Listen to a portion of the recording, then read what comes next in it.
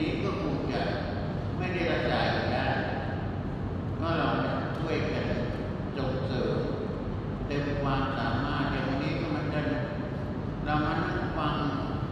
พระธรรม7 บทถ้าตั้งใจฟังจะเป็นบุญเป็นกุศลแล้วก็มาแผ่บุญกุศลที่เราตั้งใจมาร่วมงานวันนี้เพราะบุญกุศลอันนี้ขออุทิศให้พระราชินีอันคือหลวงแม่ของพระบิดาที่เราได้